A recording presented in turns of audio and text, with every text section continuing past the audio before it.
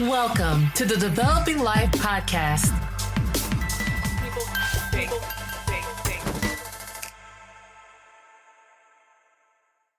Welcome to the Developing Life Podcast. Can humanity become your greatest creative advantage?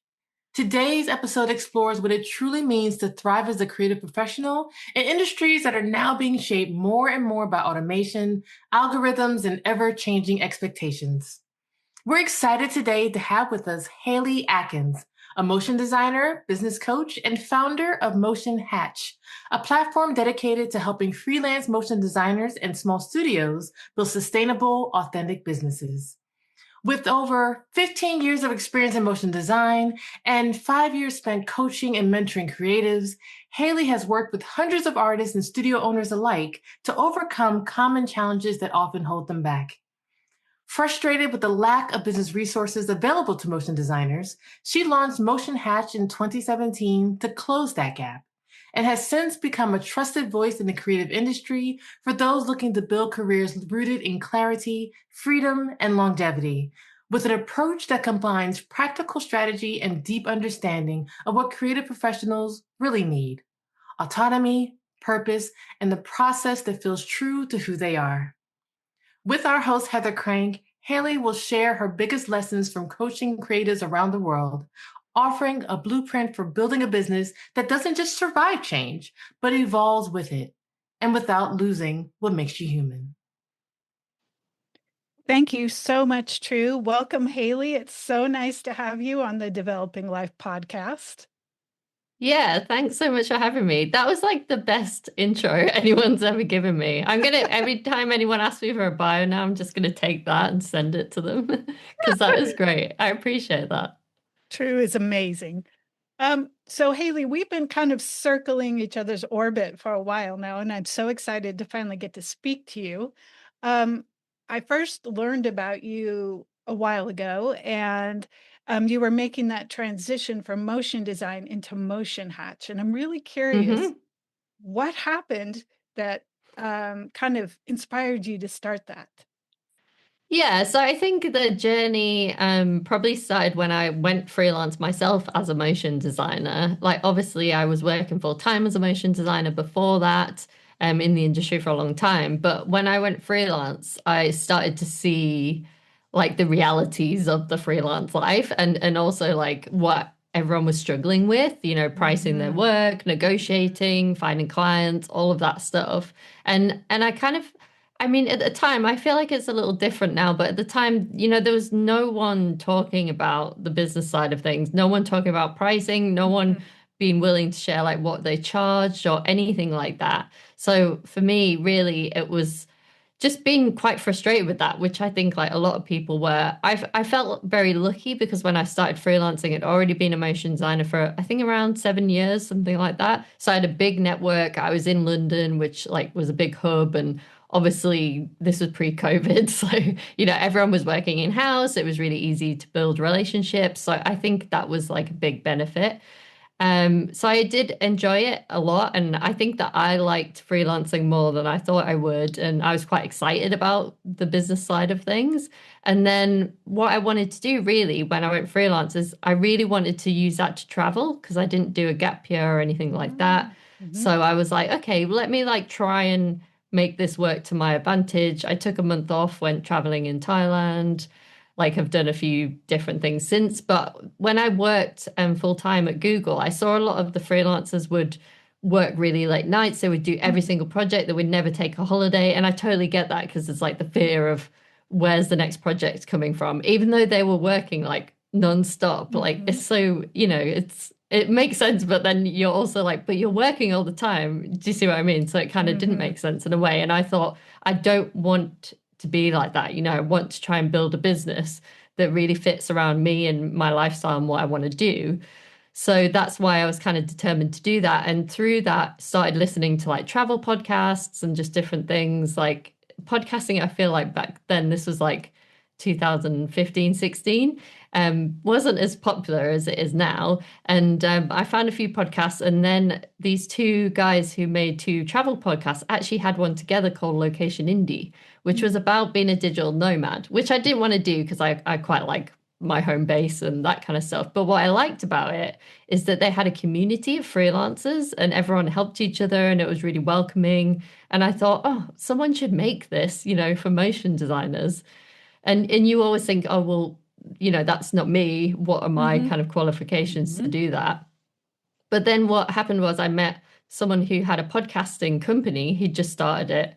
And he said, well, why don't you start a podcast talking about this? Because I was talking to him about my frustrations with the industry and people not really sharing anything around the business side of things. And I was like, oh, okay, yeah, maybe. And, I had that thing where I was like, everyone will hate my voice. I remember like vividly thinking that, like, why would anyone listen to me ever? And I don't know, somehow the next thing I know, I've got this podcast and, I put a lot of work into getting good guests on right away, like really coached by this guy, really, who's still one of my best business friends to date. So it's really nice, kind of story how it kicked off. And then after that, I think because of some of the guests I had on, but also because everyone was so passionate about someone actually talking about this stuff and being real about it and like how hard it was, it just really took off from there. And then Motion Hatch kind of built on top of that, and then eventually stopped freelancing myself because I was kind of doing like 2 full-time jobs, of like Motion Hatch and being a full-time freelance motion designer at the same time, which was definitely a tricky few years. But So I want to go back just a little bit. So how did you first get into motion design? Like what drew you to motion versus any other design career? yeah, so it's actually a little bit of a roundabout way, but I've heard a lot of people, especially who've been in the industry for a little while, kind of come to it in this weird way. But it's actually through music, oddly, because when I was younger, I played in a band and I always wanted to be in bands and stuff like that.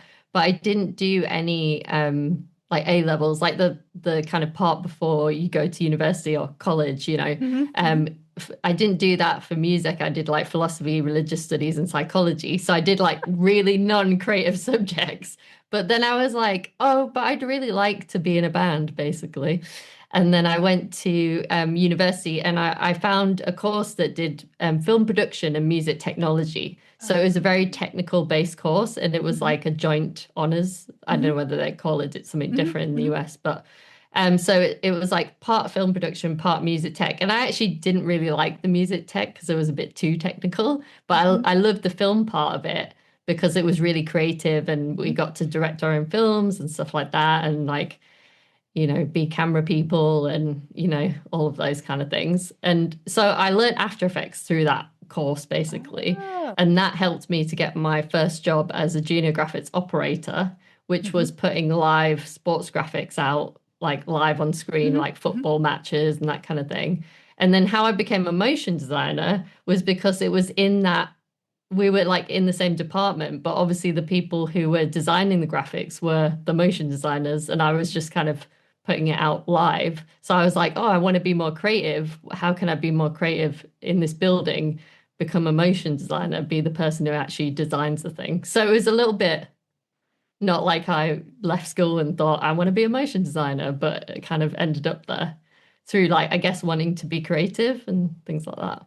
So did you approach somebody and ask them, did you say, I want to move into this department, or how did you shift into the new career path?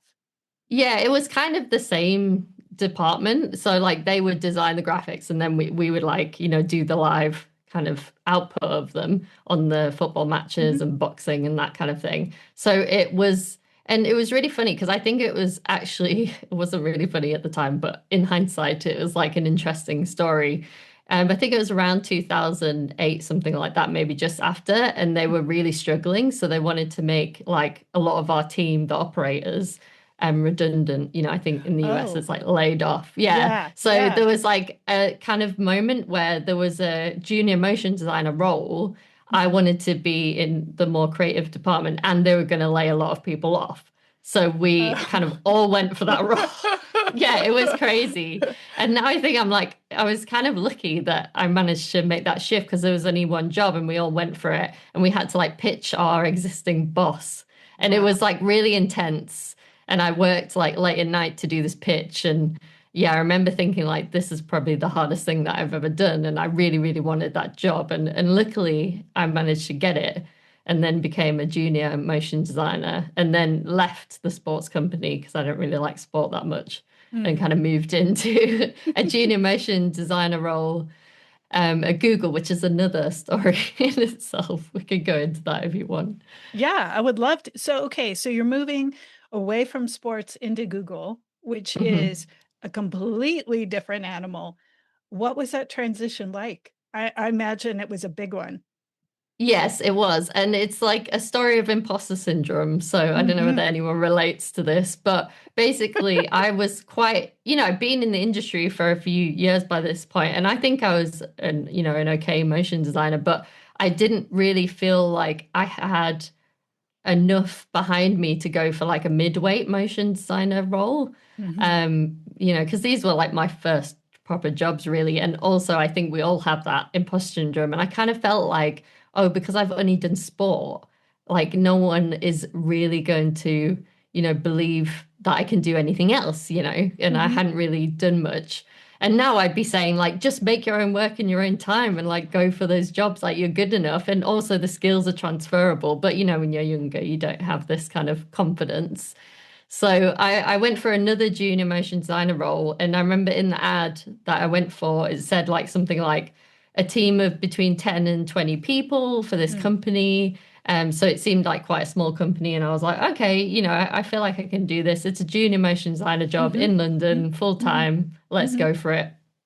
And then I turned up for the interview and then I walked up to the reception and I was like, oh, hey, like I'm here for this job interview. And she was like, oh, yeah, that's at Google. That's on the fourth floor. Like, just Oh, take the elevator up. And I was like, remember like my face like going white and just kind of all like it felt like all the blood drained out of my face. And I was like, what do you mean? Because it just said like it was a small company. But what I found mhm. out later was they were like the main production company like inside of Google and they were sort of like they called them like vendors. So they were my actual employee, but we worked every day in Google's offices. Wow. And they all the jobs we did were for Google and they didn't have their own creative team at the time. So it was like we were the creative team, video team in there really. But so that was quite shocking when you find out you're like, oh, I'm actually interviewing for something that's much bigger than I thought it was, because obviously they put like the production company name rather than like, at Mm. Google. But yeah, so I worked there for, was it 4 or 5 years? Because you Mhm. get free lunch and breakfast and Mhm. dinner. So Mhm. that's Mhm. obviously a motivator to Mhm. stay there. But no, it was really good. It was really interesting doing a lot of big jobs for Google and high profile stuff. And like then eventually working my way up to senior motion designer and running a lot of animation teams and stuff. But yeah, so I really enjoyed that. It was really good. But I was full-time motion design for about 7 years at that point. So then I felt like, okay, now's the time to go freelance because I've been doing this for a Mhm. long time and I wanted to, have more freedom and Hmm. do more things like that I wanted to do, I guess. And So, different types of projects too. yeah, so that's one of my questions for you is around freedom. Um, Hmm. a lot of people sometimes have some trepidation of switching career paths or going to different areas in their field. Well, one, because of imposter syndrome, or two, because of security. Hmm. So, how were you able to take the risk that you did and overcome any imposter syndrome that you were experiencing? Yeah, I think, well, I have to say that I feel like I went to it much later than most people do now. Like now I feel like people work in the industry sometimes like 2, 3 years and then go freelance, which I think is absolutely fine. So I feel like that helped me a lot because I knew that I'd been a full-time motion designer for a long time. And then I think I was probably thinking about it for like 2 years, like Uh-huh. most people do. I'm not any different to anyone else. Mhm. Like I definitely thought about it for a long time and saved up some money and like did a few things like that. Also, because I worked in-house in London and we had lots of like freelance producers coming through and stuff like that.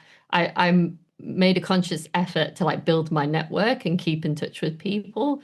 I Mhm. think I've always been like reasonably good at building relationships and doing that kind of thing. And that's like really the number one thing that everyone should do. So that really worked in my favor, because then when I went freelance, I kind of had like work quite, straight away, because I knew a lot of people, and I wanted to work. I remember I wanted to work with this animation studio, and I think they tried to book me like the week before I was like full-time freelance, because like I had to work my notice or whatever. And I was like, oh, that's so frustrating.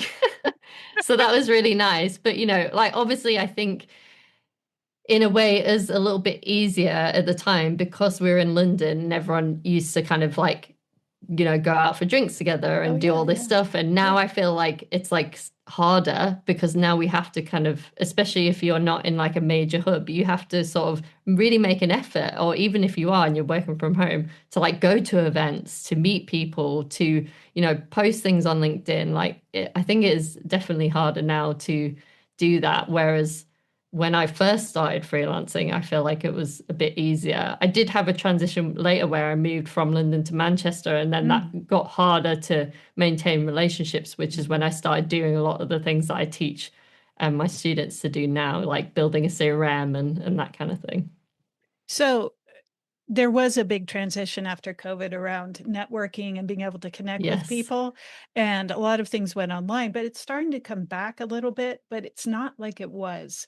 So tell me what advice you give your students about staying connected to and networking with people in the current climate. Yeah, so I think you have to really make an effort to like go to events. Like I went to an event this morning, and I'm always trying to do that still. And also try to go to events like outside of our industry too. I think that's like, something we don't think about, but obviously, creative events are good, and sometimes, if they're more like illustration and graphic design or different things that are adjacent to your industry, that's great, because they could be potential partners. But then I think if you're really interested in something, and you're thinking about like, oh, maybe I could niche down in that area, like get to those conferences, to those trade shows, to those events, because you want to be networking where your clients actually are, instead of like mostly just with our peers, Like I think they serve different purposes, right? So Yeah. you could go to like a motion design event, and it's good for your like inspiration, for your soul, for being around people who understand what you do. But then it's not always necessarily leading to work, where I think a lot of us could, branch out from that. And even like more general business events, I think can be good. Yeah, actually, I'm thinking as you're saying that, there's less competition if you're one Exactly. of the few motion designers at an adjacent conference. So if you're with all the same people, you're competing against people who are, at the top of the game or maybe super popular. And if you're like me and you're maybe a little bit below them, yeah, I can see a huge advantage to doing adjacent. That's a great suggestion. Thank you. Yeah, definitely. Yeah, I've done that, and I've even gone to stuff myself that's more like businessy, and Yeah. then just met random people who work in all sorts of sectors, and then explained what motion designers are and what they do. And then I've had people like say, like at an event, like, "Oh, that sounds like something that I could really use," but they don't even know what it is. And I feel like that's half of our battle of marketing, really. But also, I think it's a massive opportunity, because I think that everyone, could use motion design, and now everything is moving online. It sounds kind of obvious, but the problem is that people don't really understand what it is or how it can help them. So there's opportunities in different industries and like different ideal clients, or different ways of working, to really nail that in terms of like your positioning and like what problem you solve, and talk more about the problem that you're solving, rather than like, I'm a motion designer, because really they don't care about that, No. Like obviously if you're working for animation studios and agencies, they understand they have a problem. But there's all these people, it's like, a big world out there. There's all these people who don't know what motion design is, who could use it, to help their businesses, their charities, their foundations, whatever it is, and they're like problem aware. There's this thing where you're like solution aware or problem aware. And they're problem aware. They know they have a problem, but they don't know that motion design can help them to solve that problem. So what we need to do as creatives and motion designers, I think, is get really good at solving one problem with motion design. And that can be like lots of different things. Yeah. So there was this period where, okay, back in the day, it used to be you would work your way up, you'd go work for some fancy studio, and then everything went online. And a lot of the big motion studios are going out of business, went out of business. And there were a lot of home businesses. And then it's return back to work.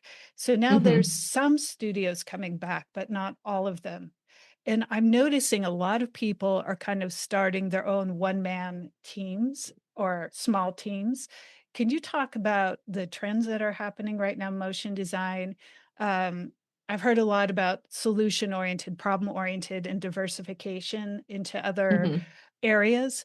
I'd love to hear your thoughts about that.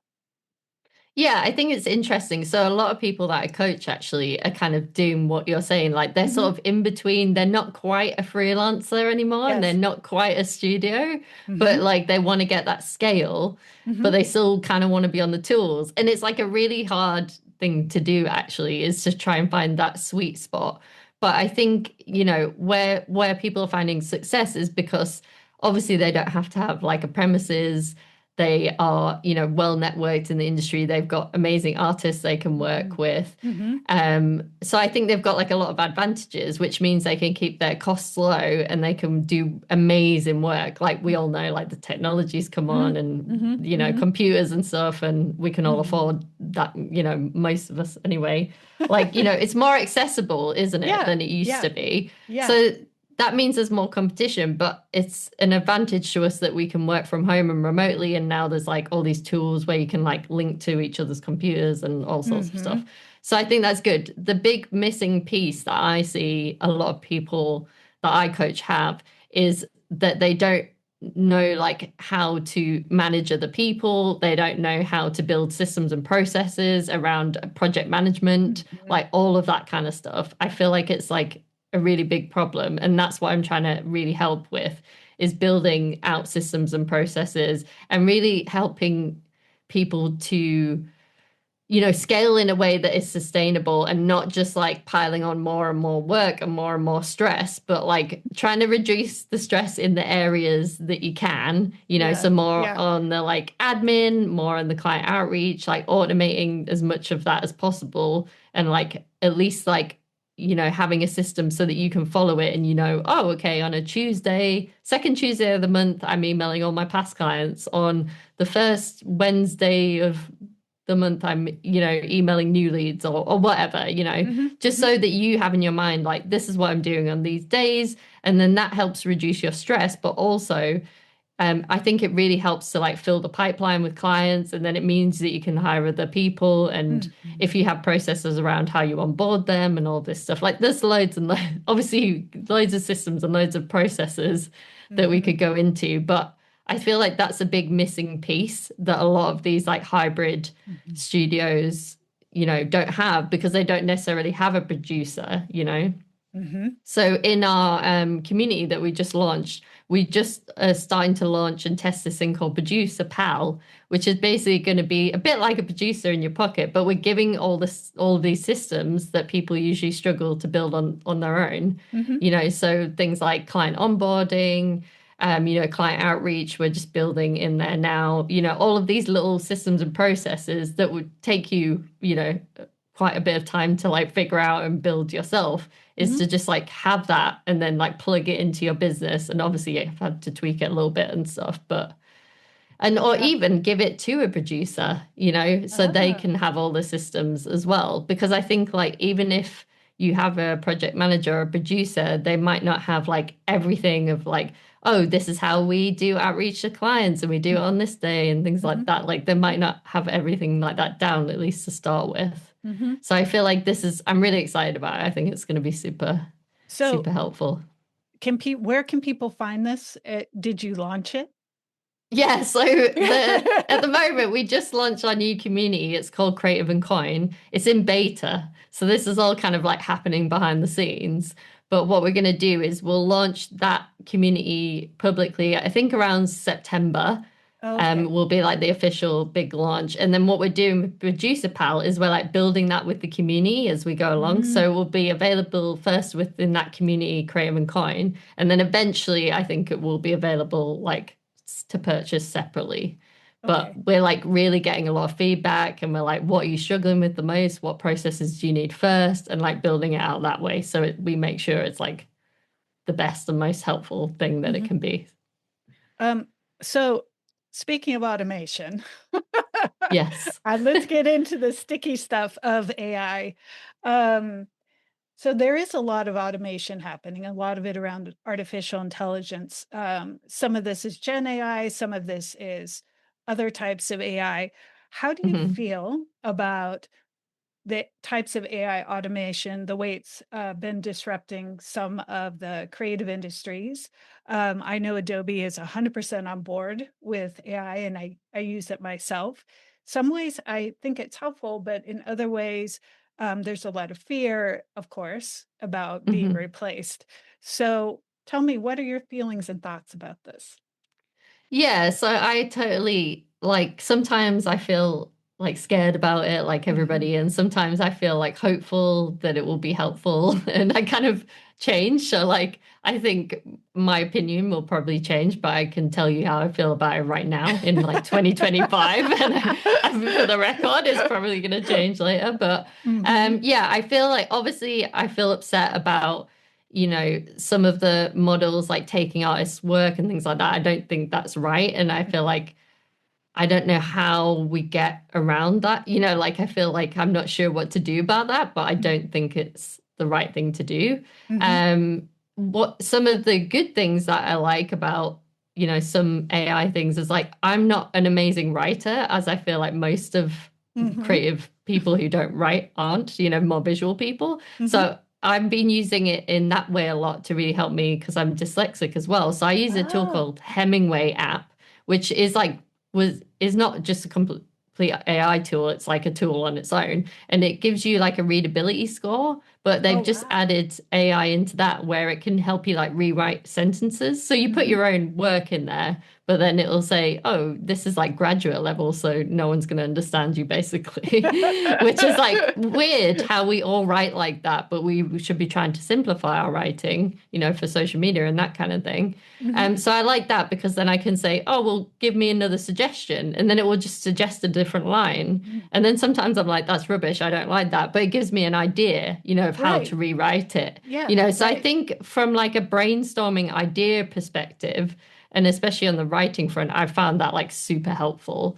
And I Mhm. know a lot of my students, when we talk about AI in our community and things like that, how they're using it at the moment is more on like mood board kind of Mhm. front or like brainstorming sort of front, which I think is like, it's perfect for that really. And just like almost having some weird someone else to talk to, where you're like, well, what about this? What about this? And, that can be quite fun sometimes. But yeah, but then there is a side of it that Mhm. definitely does scare me too. So it's kind of just switching between that. But then I also wonder, like, a lot of people, I imagine, when like Photoshop came out, were like, oh, that's not how you Mhm. create, graphics and things like that. Mhm. You've got to do it this old way. And I wonder if it's kind of just like a version of that where we're like, the tools are iterating and we're still going to be, inputting into them.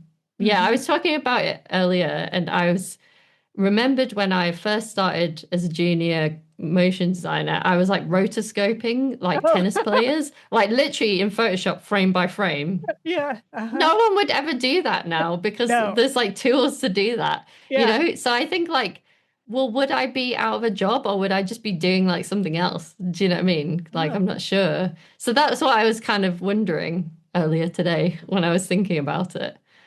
Mm. Because yeah, obviously that is kind of being taken away by AI. But I'm sure everyone's pleased about that because no one likes rotoscoping, do they? I mean, No. maybe they do, but Yeah. yeah. Yeah. I mean, there's some elements of production. I was like, thank God.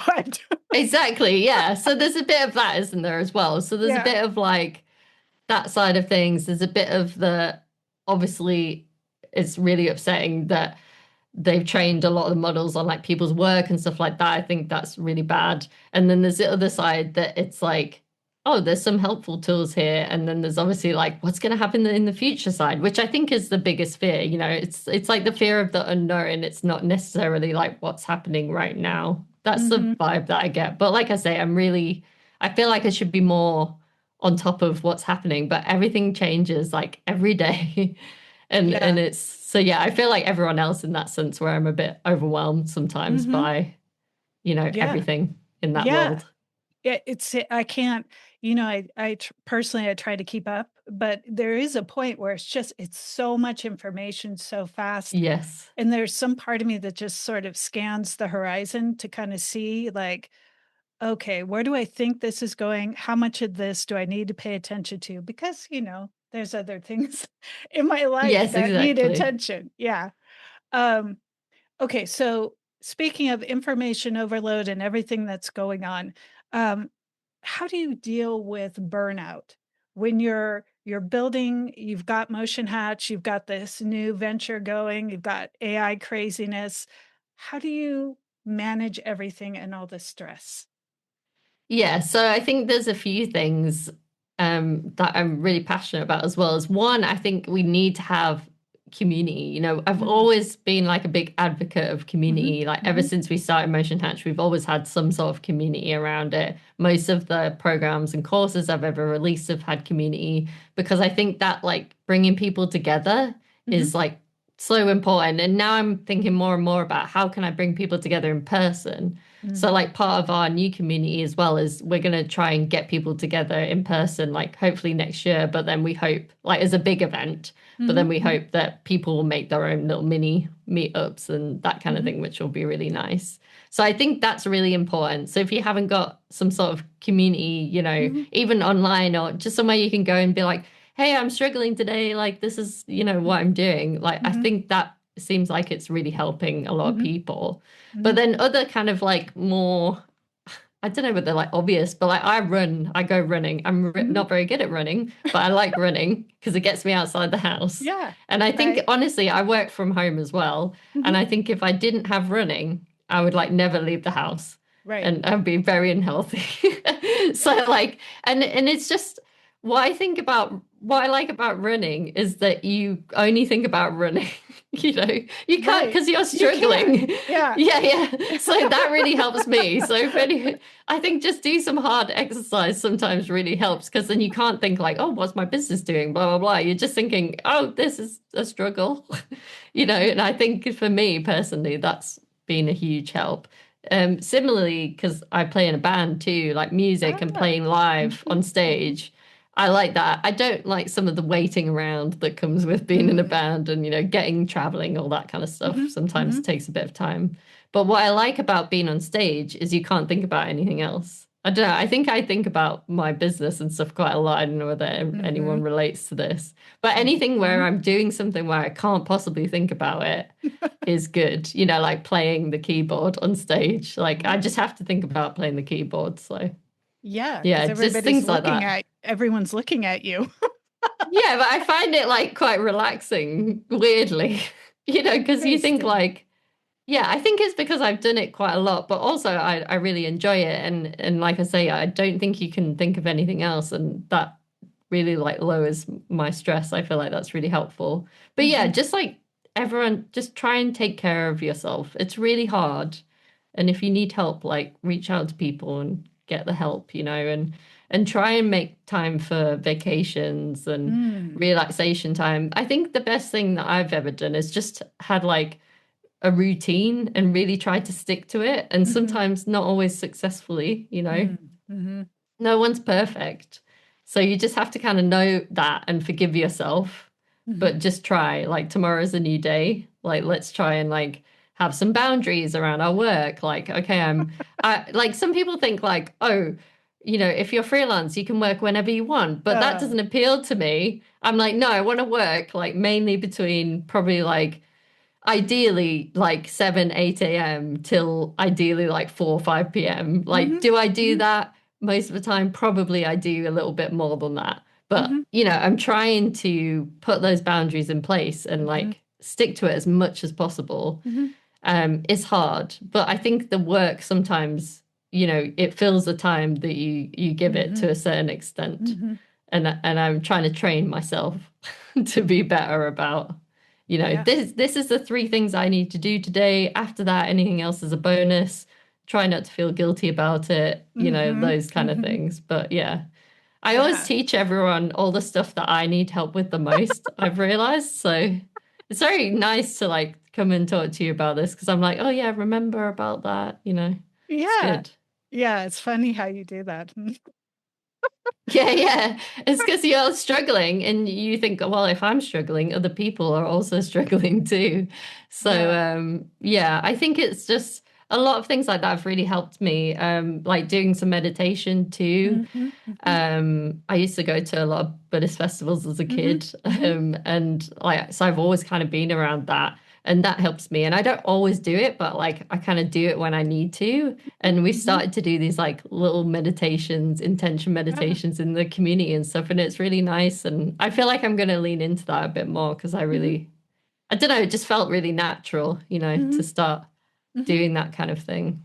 Yeah. I think it's really important to learn how to work with yourself and wherever you're at. And I love meditation myself as well, and I use it a lot because I don't know if you find this, but in an industry that uses so much mental power, getting Hmm. my brain to shut off or do something else, whether it's exercising or meditation or being out in nature, I need something to help switch my mental process. So I applaud you for that and the boundaries. That is so impressive. Yeah, but like I say, please don't think that I'm perfect at this all the time because I'm not. And I just try my best. And that's what I recommend everyone else do too. Because it's hard. It's hard. Sometimes you're like, oh, I hate it when I like look at my phone on the weekend and like check my emails, even though I know that I didn't want to do that. And I'm always like deleting Instagram. Oh, Like I have yes. these same things that everyone else does. But yeah, I think it's just trying to, train yourself to switch off a bit. It's really hard. It's really hard. It is super hard. Um, okay, so I have a question for you about Motion Hatch. So when you started that and you were building your business, what's one Mhm. thing that really surprised you that you didn't expect? Yeah, when I started Motion Hatch, I don't, yeah, I don't know really. I think it's just the thing that surprised me the most is how much I, well, this is still till today, like how much I enjoy coaching people and Hmm. talking to people about their businesses. Because I don't know, it just never occurred to me as like, it's not like I set out to be like a creative business coach or something like that. It just sort of happened. And I was just like, oh, this is really fun. I really like doing this and learning about it too, Hmm. and kind Hmm. of, I guess, learning about coaching and like also about like online business and all of this stuff and learning about marketing and reading. I'm just like a bit of a nerd with business books and stuff like that too. Like I just never thought that would be me because I think that I was always like a creative and I always Hmm. wanted to Hmm. do music and design and Hmm. art. Like Hmm. that's the person that I felt like I was. But then I realized there was this obviously this other person Right. inside there Yeah. too. And that was like, I don't know, like a weird revelation that I'm like, oh, this is actually what I enjoy. I love like marketing and Hmm. talking Hmm. about sales and stuff Hmm. like that. And that seems really counterintuitive, I think. But then that's me kind of doing the blocking thing that a lot of creative people do, where you think that those things are completely separate. And Right. I more and more think that they're not, you know, like solving problems. Because Right. as creatives, I think we're like really good at solving problems. Hmm. And that's basically what I do now is just help solve problems. So it's still kind of the same thing, it's just a different vehicle. Hmm. So Hmm. I don't know whether that's helpful to anyone, but Well, I think it's helpful in that it gives people permission to be able to be honest about how they feel about something. I think, myself included, sometimes I felt locked into certain things and then I hmm, should be, doing X, Y, and Z, but inside I was feeling different. And it's taken me a while in certain aspects to give myself permission to change yes. tracks or to go a different direction that somehow would invalidate my past. Have you felt that way? Yeah, yeah, it's weird. I don't know whether I have. I think I understand, I completely get it, but I don't think I think because things happen so slowly over such a long period of time too. Like it's not like it was for me like a really direct switch. Like I was doing both things at the same time for Oh, a right. number of years. Hmm. So I feel like it was like my motion hatch identity, let's say, was like developing in the background of my freelance motion design identity. And they're also like quite linked Hmm. Hmm. too. So it was hard to yeah, I don't know. I think like one thing I do know is after I did 100 podcast episodes, I thought, oh, I'm a podcaster now, which Huh. seems weird because it's like you don't have to do 100 episodes, but Yeah. like so just little things like that where I'm like, oh yeah, I guess I'm a podcaster now. Cool. Like, but I needed the like 100 episodes as like proof or something. Yeah, I don't know. It's a really good question though. A really interesting thing to think about, like that permission thing. I think Hmm. I've always just followed like what do I like to do and what do I enjoy. Hmm. And then the kind of switch from not doing the freelance motion design stuff anymore to doing full-time motion hatch came really out of necessity Hmm. because I was getting super burnt out. Right. So I used to like do the podcasts in the evening. We also had the mastermind course at that point. So Hmm. I was doing that in the evening. I was like working every day, all day Hmm. on like Hmm. client work. Hmm. And it was just like, what am I going to do here? Because I can't do both of these things. Right. So I just had to make a decision. And obviously Motion Hatch was much smaller than it is now, but I was like, I need to give this thing a chance because it seems like it's having a massive impact on the industry. So it's kind of a bit like, well, let's just see what happens, and see if it can work. And then, like, I guess it's like 5 years or something since that, because there's been 7 years, but then there was a few years of doing that. So probably about 5 years or something. Hmm. And I'm still here and I'm still doing it. So I guess it's kind of worked. Yeah, I mean, you're an authority in this space, and I love watching what you're doing, and I love the community aspect. And I also think that as things become more automated, there's going to be this hunger for what you're already feeling, which is the tangible in-person connection. Yes. I think that is so, so important. Um, if you were to give advice to people just coming out of school, going into this field right now, um, what advice would you give them? Because there's so much influx. Yeah. So I think now, unfortunately, I think we have to put ourselves out there like much more than we used to. And it's really hard. Like, I know a lot of people I talk to like really don't want to be on social media and things like that. Like, I get it. I totally get it. But I think if you're willing to do that, so like if we think about it, like I think it's like the stat is like there's only 1% of people on LinkedIn who actually post. Mhm, And there's obviously like tons and tons of people on LinkedIn. So like if you're in that 1% that are posting, mhm, surely that means you have a bigger opportunity to have people see who you are and become aware of you. They mhm, might not directly be clients, but there might be someone who knows someone who might become your client. mhm, Do you see mhm. what I mean? So I I do. think it's like, I think in lieu of us getting out there every day and networking in person, which is impossible to do, I think places like LinkedIn and also just like private communities like the Mhm, one that we have and like like what I was talking about in my journey, I joined that location indie community. If I didn't do that I wouldn't be here now. So it's kind of like just honestly just get out there and join as many different communities as you can, even if they're like you have to pay a little bit or something like mhm, that, because I mhm, think then people automatically have this like trust built in because mhm, they're like, oh, you're like one of us, we paid to be here together, there's a little bit of that happening.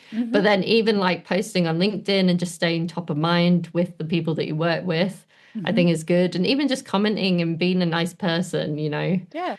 It sounds easier than it is, and I get it. We have like a social media guide. I put it on a link. I think it was link.motionhatch.com/freebies. There's a social media guide there. There's also our freelance funnel framework, which is based on a marketing funnel. So if anyone's like, oh, I know that I should post on social media, but I don't, or I don't know what to post, or, there's like 50 examples of posts in that guide. So hopefully that makes it easier.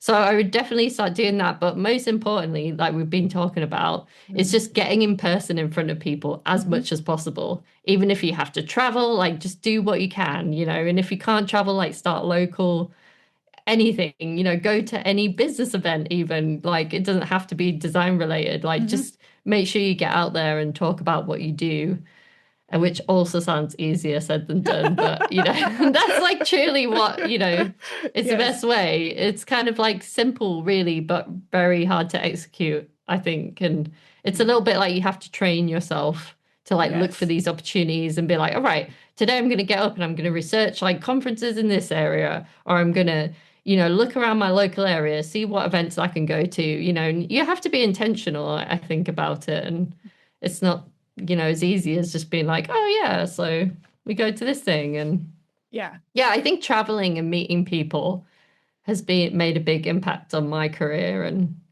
like even going to the US from the UK, like it's a big effort, but I think it's had a big impact. So I recommend, if you can. I know sometimes it's difficult, especially when you start out, to afford these kind of things, but even if you start locally, I think it's just talking to people. And even if you think, oh, they would never be a client or whatever, you don't know. Like you just got to plant little seeds every day, and the systems really help with that, I think, because it's hard to keep on top of everything and wear all the hats too. Oh, it's impossible. Yeah. Yeah, exactly. All right. So we are just about at the 45-minute mark. So if anyone has any questions they'd like to ask Hayley, feel free to drop it in the chat. I'm going to ask her one more question. Oh, I do see there's questions. And then after I ask her this question, you're also welcome to turn on your camera if you would like to speak to Hayley directly. So Hayley, my last question for you is, who is your greatest inspiration? Oh, that's a really good one. I don't know. Who's my greatest inspiration? I don't know. I think I don't want to sound like too cheesy. Oh, come on. I don't know. I'm just inspired by like everyone that I get to work with every day. It sounds really cheesy, but like all the motion designers, my team, like it feels like everyone's just trying to push all the time and do all this stuff. And it's really, I can see that it's really hard sometimes, and that really inspires me to keep going and to keep trying to help people and that kind of stuff. It's like very based on like the feedback that I'm getting. So it's not really like one person. It's just like every day kind of getting these inputs from lots of different people and, seeing them try really hard, but then also sometimes struggle, and I think that inspires me to like keep going and doing what I do. I love it. All right. I've got some questions for you in the chat. Devron is asking, can we dive deeper into the benefit of community and how community and connection has impacted your journey, and any advice for community building for people just starting on their journey? Yeah, I'm just writing these down a bit so I can hopefully answer. So yeah, like the benefit of community.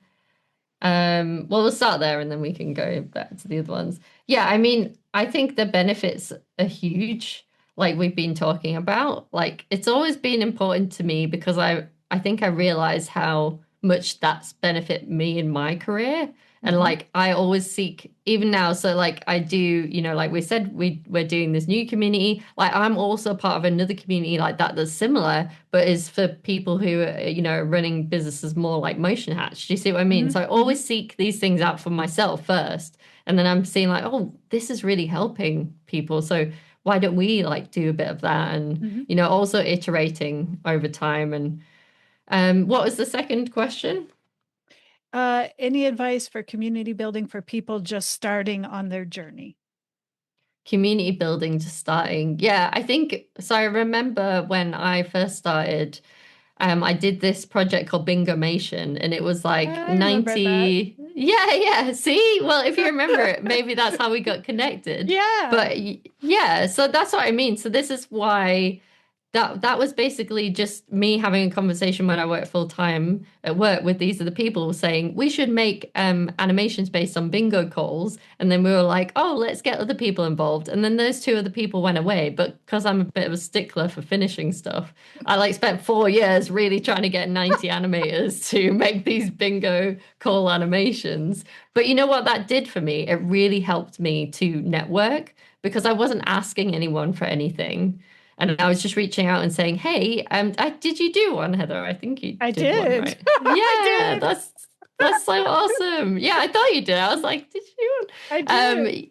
yeah, exactly. So I just like asked people, and it was, I wasn't really asking for anything. I was just like, do you want to do this project? It's just like a personal project, but it Hmm. meant that I had an excuse to email people, right? And I didn't really Hmm. think of it like that at the time, but Yeah. later I realized that was a huge benefit because when I started my Motion Hatch community alongside the podcast, which was a Facebook group at the time, I just invited all the Bingomation people because I already knew them and they were Hmm. like my first Hmm. supporters. So Hmm. I think I would just think about how can I add value to other people and not really ask for anything in return. And that's kind of how you get going and start to build people around you and also just join other people's communities and or the online communities and just be like a general helpful and nice person. And then I think that really stands out, because everyone's busy and who has time to like go and really help other people in communities, but Hmm. if you can do that, I've noticed that it has like a huge impact, and Hmm. I wish that I could spend more time myself, like not obviously spend a lot of time in my community, but in other communities too, like doing more of that as well. Hmm. Agreed. I have a question from Maximilian who says, how could an elevator pitch for business events look like from the view of a motion designer? I think many of, hold on, I got to move my cursor here, tech businesses and managers maybe don't really know what a motion designer is. Yeah, so I think we find it really hard to describe motion design like what we were talking about. I think if I was thinking about words, I'd be leaning on sort of more like animation, video type words. But then what I would concentrate on more is like, how can I talk about their problems in my Mhm. pitch? Mhm. So how can I really, really know what these people that I'm presenting to struggle with, and how can I talk about what I do through their lens? Mhm. So I think that's like where it's hard to do because you really have to know and study your ideal client. But that's where you're going to find the most success. Mhm. Because, talking about Motion Hatch, hopefully everyone understands, what we do. We help motion designers like start and scale their businesses. Like it's very clear because I'm starting with the problem and I also really understand the problem because I was a freelance motion designer. Do you know what I mean? So it's big, it makes it easier to talk about it and to really understand and really help. So that I think comes across. So it's like, how can you do that, but for someone else? Right. I hope that answers your question. It's a great Oh, answer. yeah. So Um, please, like, if anyone's got follow-ups, just let me know. oh, great. Fantastic. Yeah, they said that was great. We have about 8 minutes left. So if anyone would like to turn their cameras on and speak with Hayley directly, you're welcome to do that right now. Let's just see. And then in the meantime, I would also like to talk about elevator pitches. So if you're Hmm. meeting someone, let's say you're an introvert like me and you get the courage to go to a conference, which is so overwhelming. And I'm there and I want to give my elevator pitch, but I don't know how to break the ice. Do you have something you use when you're trying to approach somebody and you're really nervous? Yeah, this is a great question. So one thing that I've learned and know about people is they love talking about themselves. So I think like even if you want to give them your elevator pitch, right, it's really easy to just kind of go in there and be like, "Hello, yes, I'm Heather and I do this." Blah, blah, blah." You know what I mean? Like, and I've definitely done that before. Hmm. But what I think, and I probably don't do the best of this myself all the time, but it's like trying to just talk to people and say like, what do you do, tell me more about you, and really just ask them questions because eventually they're going to say, oh, tell me what you do. And like, if they don't, then, they're, I don't know, most people will get to that eventually. So then I feel like that's when you can say, and then you don't feel like, a bit sleazy or like, oh, you're just Uh, trying to like push onto them. Because yeah. that we're just people, right? And we love talking about ourselves. So I think that's the best way is to just ask them lots of questions. And then usually you'll find that they ask you a question. I think it's hard at conferences. Um, so what I like is I've been to a couple of conferences actually where they encourage people to kind of stand in semicircles Mm. so that you can like people can kind of go in there and join the conversation. Hmm. Because if you're at a conference and you're with a group, try and leave like a gap because then that becomes more encouraging to other people to join. Interesting. Um, yeah, so like, I'm like, I think I'm some like, I go out there and I'm like, oh, you. And I always try and grab all the people on the side who are like trying to hide, and I Oh, make them come and talk to the people. oh I've no. done that before, but it's just because I feel like, in a way, like, even if it's not, I always feel like it's kind of my job. Because, like, a lot of the time, if I go to like emotion design conference, people might know who I am. So I'm always like, Oh, oh, I yeah. need to like get the people who don't know each other and kind of bring them together, I sort of feel like I don't know what I'd be like if it was my own conference. Like I'd be Yeah. crazy, like just trying to like put people together all the time. But yeah, if you're talking in a group, go in a semicircle because then it's more inviting. And then if you're joining a group, just ask people lots of questions and eventually they should say, oh, well, tell me what you do. And then that's your opportunity, and also I think learn how to say what you do in like a few different ways and don't make it too rehearsed because I feel like that can make it Mhm. sound, you know, I think it's practice too, right? Just Yeah. practicing. Yeah. I do a lot of podcasts and a lot of stuff like this, and I still don't think I'm great at explaining what I do sometimes. So, but just keep trying, keep going and talking to people, and eventually I think it kind of gets more natural and easier. Hmm. And I love the idea of taking the focus off yourself and putting it on somebody else. It's brilliant because I don't know about you, but if I'm too self aware, that's when I get really nervous. Yes. Hmm. Yeah, I think it's like I'm sure I've heard before that people have said like, oh, I really love this person and I love everything about them and what they do. And then the other people are like, well, I didn't really even say much, but it's just because they like listen to the other person. Hmm. I'm probably terrible at this, but I think it's like advice that I need to hear often is like, don't talk too much about yourself, but I think for trying to like network and things like that, honestly, just ask people loads of questions. You get on a call with a client, ask them loads of questions. That's the best way because then people like to talk about themselves. And especially if it's a client and you want to pitch them Hmm. like Hmm. after the call, you need to find out as much information as possible. So just don't be afraid to just ask as many questions as possible. And also it makes you look like you really care about what they're doing. And, don't be afraid to say like, oh, okay, well, why are you doing that? And then you can put that into your pitch because then you really understand their business and what they're trying to do as well. Interesting. I really like that. And it gives you something to connect to with the other person as well, which is really great.